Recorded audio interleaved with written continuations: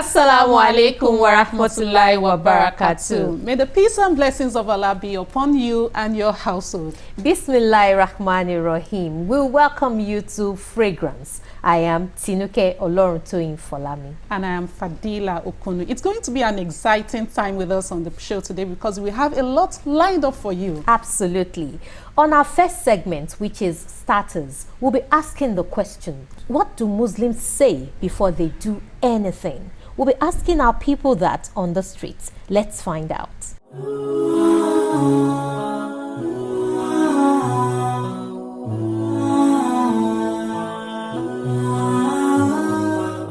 Some word that Muslims say, like, You don't know. I don't really understand. Like, Alhamdulillah, Abi. Like Bismillah.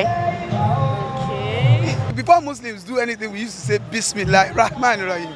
In the name of Allah, the beneficent, the merciful.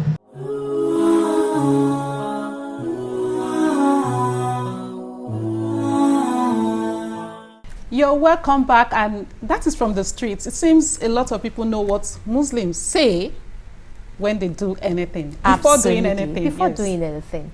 Bismillah.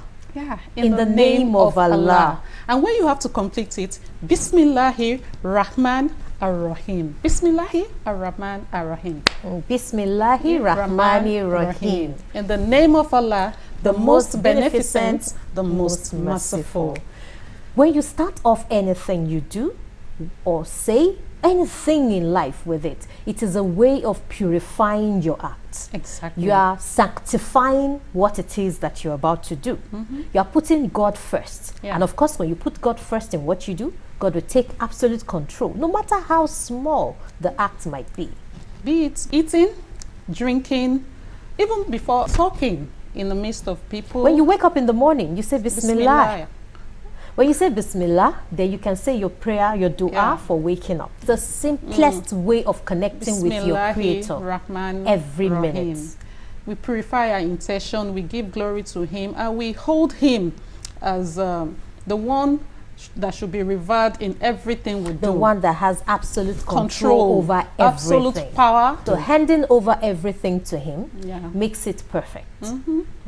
And it is something we hand down from generation to generation, if I can put it like that. So simple that children learn it from Very- birth. Immediately, they start trying to talk. When they say daddy, mommy, the next thing is Bismillah. Bismillah, yes. Bismillah. And so simple. So you just hear them say Bismillah. We even put it in form of music sometimes. And it's a way Sometimes, to seek Allah's blessing in everything we want to do, be it eating, be it drinking. Wearing your cloth, Clothes. putting it off, Absolute- closing your door, anything- opening it. anything yes, we want to everything. do. Everything. Yeah. Alhamdulillah. It's a beautiful thing.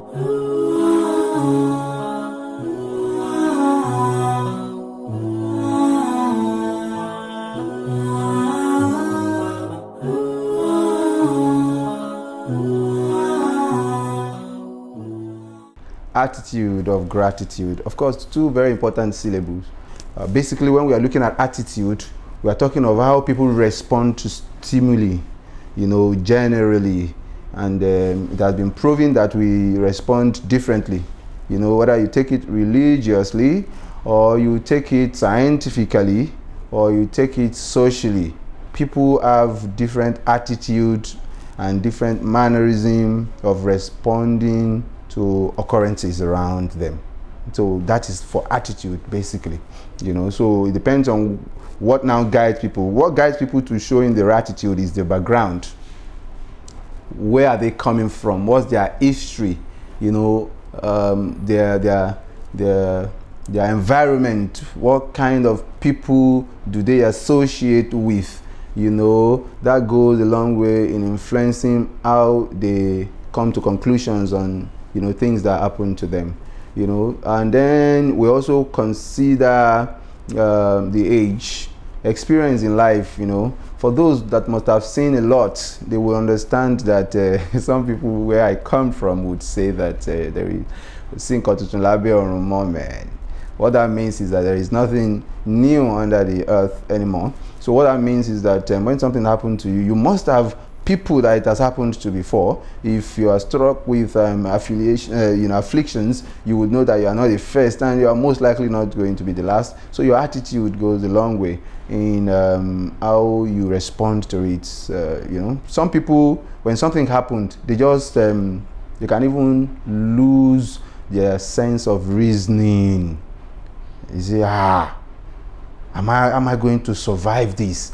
How am I going to cope? How is this going to work? Simply because they have not prepared themselves. So our Creator, Allah, has warned us to prepare for afflictions, to prepare for tribulations. We don't pray for it, mind you, but we prepare for it because He said that in the verse of the Quran, Surah Al Imran, and even Surah Al Baqarah, in many places He said, Ham asibitum an tadkhulul jannah walamma ya'tikum mathalul ladhina khalaw min qablikum. Do you think that you are going to enter into my paradise? Walamma ya'tikum mathalul ladhina khalaw min qablikum. And what afflicted those that came before you would not afflict you? Massatuhum liba'sa wad. We afflicted them with afflictions of varieties. Wadorra wazuluzilu. The earth was shaking on them. Hatta yakula rasul walladina amanu mata nasrullah. Until they shouted, God, when is the help going to come? So if it happened to them and they were better off, they were better generation of people, so why will it not happen to us? So our preparation towards affliction before it comes tells a lot regarding how we are going to show attitude, how we are going to react, how we are going to respond. So showing gratitude, however, on the other hand, is a commandment from our Creator. I give you a quick example. God trains us, actually. Like if in the month of Ramadan, for instance, you will see that the whole essence of fasting is to train us. Not even fasting. The whole essence of the 5 pillars of Islam is to show gratitude to Allah. For the first pillar of Islam is Fashhadu an la ilaha illallah, that you believe that Allah is one. Don't redirect the appreciation. La ilaha illallah means that take Allah as the one that has created you and thank Him. Take Allah as the one that provides for you and thank Him. Take Allah as the one that protects you and thank Him. So that is the meaning of La ilaha illallah. Don't redirect it to any other person. That's the meaning of La ilaha illallah. Basically speaking and sincerely speaking, that you accept that this God that you don't see, but He is one, and you're going to see Him one day. He is the one that created you. He is the one that deserves of your worship. He is the one that guides you. He is the one that you run back to when you are in problems. He is the one that you thank when you are saved. Basically the meaning of La ilaha illallah, which is the first pillar of Islam. The second is the establishment of Salah. Salah, Allah subhanahu wa ta'ala said, وَاسْتَعِينُوا بِالصَّبْرِ وَالصَّلَاةِ إِنَّ اللَّهَ مَعَ الصَّابِرِينَ. Be patient all the time. And when you want to be patient, establish Salat. So Salah is a way of training us that, look, the place we respect and like most and we protect most in our body is our forehead. All religions establish this, including Christianity. There are verses you will find in the Bible that shows that Jesus prostrated his head on the floor, because that place is the most honorable part of our body that we don't want. In fact, in Islam, it is prohibited that you hit someone on the face. Your child, whoever is under you, want to punish somebody, don't touch the face. It's so preserved. Okay, so that place that is so preserved, you now put it on the floor in showing gratitude to your Creator. So if you escaped an accident, the first thing you are supposed to do when you escape an accident is to put your head on the floor to thank Allah. And whenever anything happened, or they give you a good news that, wow, congratulations, your wife just delivered, as a responsible person, for wife just delivered, I know some people it may not be because of the economy, I guess, right? But for those who still appreciate that children are blessings, the moment they give them such good news, the first thing they do, or the first thing they should do, is to prostrate and say Allahu Akbar. And that is the most valuable place in your body. Okay, so that is Salat. The essence of Salat is to put the head on the floor. The third is payment of zakat, which is the third of the pillars. when people give alms, what is the meaning of giving alms? God has blessed me. I want to show gratitude by blessing other people too. So that's the meaning of zakat, which is the third pillar of Islam. Allah has given me a particular portion of money from this particular year to this year. If it is 1 year and you can boast of that amount, Allah says it is now incumbent upon you that you now show gratitude. Zakat is gratitude. You now take of it, you give to the hand. That's the third pillar of Islam. So, and the fourth is Ramadan. And the month of Ramadan, the verse is lengthy. So I may not want to take you through that. But it ended with لَعَلَّكُمْ tashkurun. He ended it la'allakum tashkurun, you know, and that is talking about Quran 2 verse 185. He said, all of these that we have prescribed upon you, la'allakum tashkurun, not tatakun. Tatakun is above, but the below one, you know, it said la'allakum tashkurun walitukabbirullaha ala ma hadakum wa la'allakum tashkurun. All of this is for you to exalt the name of your Lord, for the guidance he has guided you, وَلَعَلَّكُمْ تَشْكُرُونَ, so that perhaps you'll be able to show gratitude. The fifth, I guess, is visiting, going for pilgrimage, Hajj. The whole essence of Hajj is to show gratitude to Allah, because when you come back, you become a newborn. And what else is it? فَبِأَيِّ آلَاءِ رَبِّكُمَا تُكَذِّبَانِ? Which of the favors of your Lord are you going to deny if you do not show gratitude? So the attitude of gratitude is the expectation from the believers that you should show positive attitude all the time. Don't say, oh, إِذَا مَسَّنِ الشَّرُّ جَزُوعًا. When Allah brings affliction, you shout like He has never done anything to you before. What a bad attitude. But eventually, if He blesses you, He removes you from the tribulation, then you begin to show yourself. Like somebody just this morning, I saw someone. Actually, the police were raiding a particular area, so he escaped the operation. And then when they left, and he came out, and people were congratulating him, saying, "How you so hard? If you have carried you," he said, "Ah." He said, "Oh, thank God." He said, "Thank God, Bawo. I use my IQ." I said, "Sure." Don't worry. The next one could be Panti. You understand? So he should understand that it was God that saved him. Why God would have been so pained that he did not acknowledge that. So let us acknowledge it when He does the one that is so big. Let us acknowledge it when He does the one that to us it is small.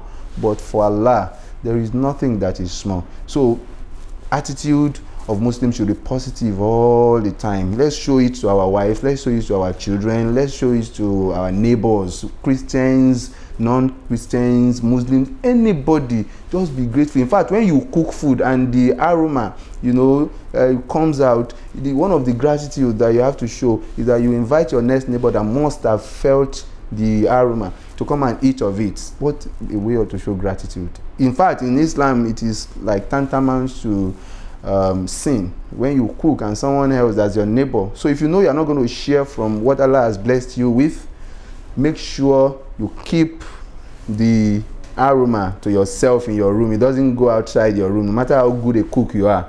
Because if the aroma goes out, the Sharia on that is that you have to invite anyone that feels that aroma to come and take of it, except if the person declines. So what a way of showing attitude. Someone might want to ask that, I would not like to share the food I have, especially in our nation of today. So how do I keep the aroma from going out? I say, if you are not going to pad your kitchen like the studios, right, so that it doesn't go out, then you are not going to cook it. Or you cook the one that does not have aroma, because the condition is that if there is aroma, someone is being tormented somewhere, and that person has the right to eat of it, provided it is actually, if you go even to the environmental protection agencies, they always talk about we not inconveniencing people. You have just extended a level of inconvenience to that person, for that person perceiving such a delicious meal of yours and yet not being able to taste of it. What you don't feel, what you don't taste may not put you in trouble, but he has tasted, he has felt it, so he has the right to take of it, and he doesn't have to come and burgle your house. So you have to invite the person legally into your house and serve the person, and Allah is going to reward you. This is the benefit of Islam we are talking about.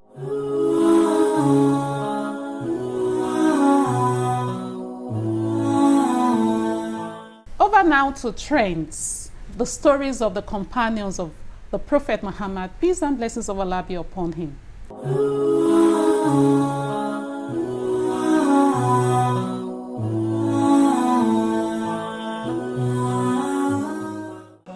Salama, that's her kunya.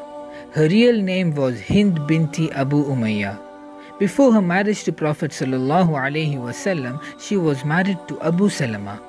And again, Abu Salama is his kunya, and his real name was Abdullah ibn Asad. And she was among those very few women Sahabiya who migrated both the Hijrah to Abyssinia as well as to Medina. But even more of her honor is because she was also the first woman Sahabi to migrate to Medina. Abu Salama, her husband, was known for his gentleness and his akhlaq. And there was a very, very strong love between this pair. Between Abu Salama and Salama, the example of their love we will soon realize. On the day of Uhud, Abu Salama was by the qadr of Allah injured very severely, and he was carried out of the battle. And he recovered from this injury but never fully. And he remained sick on his deathbed for a few painful months. And on his deathbed, Salama comes to him and says these beautiful, soothing words to her husband. She said, "I have been told that if a man of Jannah dies and his wife never remarries, then she will go to Jannah with him." And then just to console him, she said the opposite of it as well, that if a woman of Jannah dies and her husband never remarries, then he will go to Jannah with her. So she says, let us make a promise to one another that we are not gonna marry if one of us dies before the other. Subhanallah, look at her manners. But then Abu Salama says, "Will you listen to what I say?" She says, "Yes, I have never disobeyed you." And he says, "If I die, then you shall marry." And Subhanallah, this shows the love they had for each other.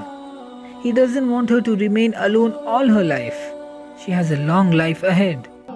Salama says that as soon as Abu Salama died, I remembered a hadith. That when a calamity strikes on someone and he says, "Inna lillahi wa inna ilayhi raji'un, Allahumma ajurni fi musibati wa akhlufli khayran minha." Indeed, to Allah we belong and to Him is our return. O Allah, reward me in this calamity and replace it with something better than it. Salama says that I supplicated this dua immediately. But I thought, who could be better than Abu Salama? And wallahi, she loved Abu Salama sincerely. And this proved by the fact that after his death, she was proposed by none other than Abu Bakr radiallahu anhu. But she rejected. Imagine, even Abu Bakr does not match up to the level she has given to Abu Salama. Subhanallah. But Allah has planned something far more superior. Because the next person to propose her marriage was Muhammadur Rasulullah sallallahu alaihi wasallam. So, Allah decreed for Salama none other than the Messenger of Allah himself. And by the way, she didn't only get someone better than Abu Salama, but there is another aspect to it I want you to see. The promise that Salama was desiring to make to Abu Salama was, "I won't marry anyone after you, because it will directly give me Jannah, because I know you are a man of Jannah." Right? This is what she said. But then, what Allah replaced for her? Allah didn't just replace her husband with someone far better, but even replaced her Jannah. She will now be in Maqam Mahmuda with Prophet sallallahu alaihi wasallam. That is the highest rank of Jannah.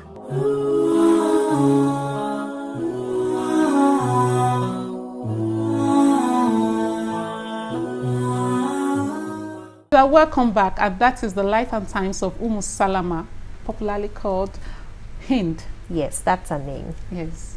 Salama. Salama was married to Abu Salama, and she had 3 kids for him. And I think she was pregnant with the fourth when her husband passed on after the battle. Exactly. Of Uhud.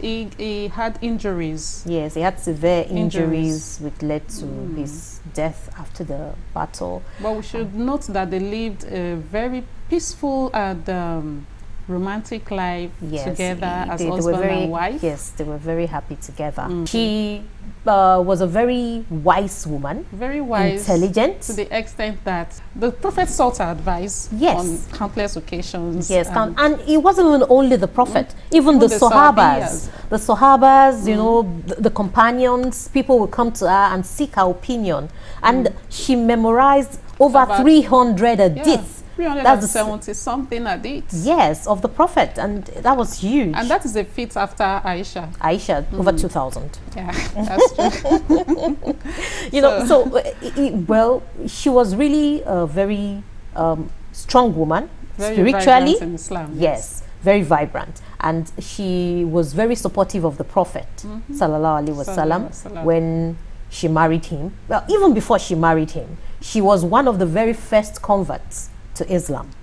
She and her husband. They were one of the very first reverts to Islam at the time, and she lived a very eventful life. She died at 82 years. Thereabouts. Yes. 82, 83. That was she lived a very long life, and she was very the last surviving wife of the Prophet. She was the only one that survived him. Allahu Akbar. You know, it's beautiful. The mothers of the Deen, the mothers of paradise, the wives of the Prophet, they were really great women. And each one of them had a very strong story attached to them. May Allah be pleased with all of them. Amen. She also participated in the battle. Yes, she did. Which shows that women in Islam shouldn't be laid back. They should be actively involved in the deen. Absolutely. They should be actively involved in economics. They should be actively involved in the every veil aspect of that life. you wear does not cover your brain. Exactly. It doesn't prevent you from soaring. It doesn't prevent you. It doesn't deter you from being the great woman that you are destined to be. Exactly. So go forth and break grounds. Be the you. Be the best you be can the be. best of yourself at Exactly. all times. Be the best. Yeah. And that's our parting shot on today's edition of Fragrance. Be the best that you can be. Do not succumb to pressure around you. Allah is sufficient and life is beautiful. We thank you so much for watching. I am Tinuke Oloruntoyin Folami. Don't forget to follow us on our social media handles. It's right there on the screen. And I am Fadila Okunuti. We'll meet next week, inshallah, on another beautiful episode of Fragrance. Assalamu alaikum wa rahmatullahi wa barakatuh. Wa alaikum salam wa rahmatullahi wa barakatuh.